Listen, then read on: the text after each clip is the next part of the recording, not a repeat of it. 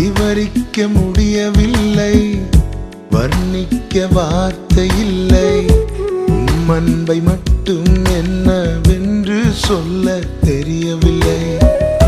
தேடி வந்த நேசமே, ஆருயிரே சுவே, அன்பில் ஒன்றே உண்மை உண்டென்று கண்டே.